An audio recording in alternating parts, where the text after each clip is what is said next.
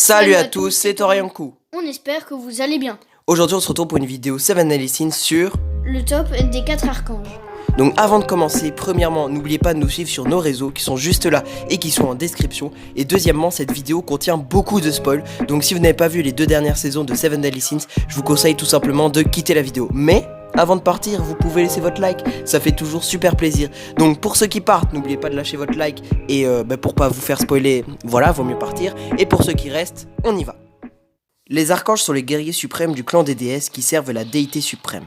Ils sont extrêmement puissants. Encore plus puissants que les 10 commandements, et on a pu le voir pendant la guerre sainte d'il y a 3000 ans et la guerre sainte actuelle.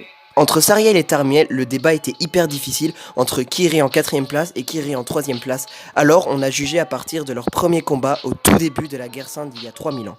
Sariel avait affronté Monspit et Fraudrin, tandis que Tarmiel avait affronté Derrieri et Galante. Et entre ces deux groupes-là, Derrieri et Galante sont plus puissants, donc on a jugé que Tarmiel est plus puissant que Sariel.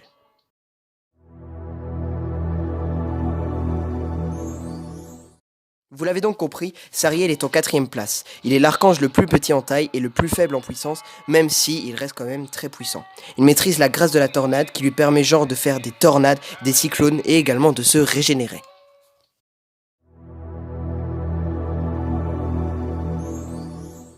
Tarmiel est en 3ème place.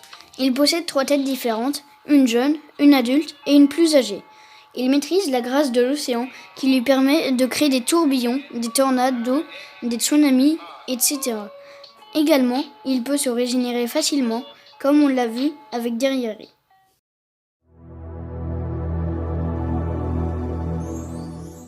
Ludociel est le chef de ce groupe. Actuellement, il est dans le corps de Margaret. Sa grâce est celle du flash ou de la foudre. Il a mis une raclée au commandement il y a 3000 ans, alors que Sariel et Tarmiel avaient galéré contre eux, donc clairement, il est plus puissant que ces deux-là.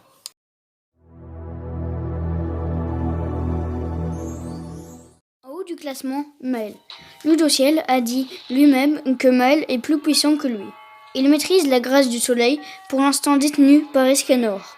Estarossa était en réalité Maël dans la dernière saison. Il va faire un massacre.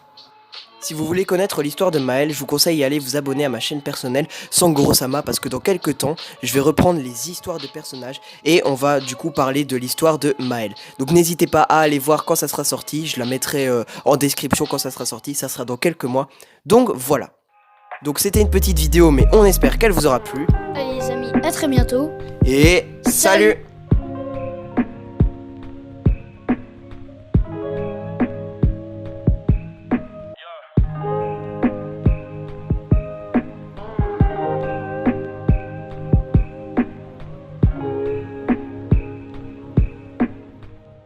Go.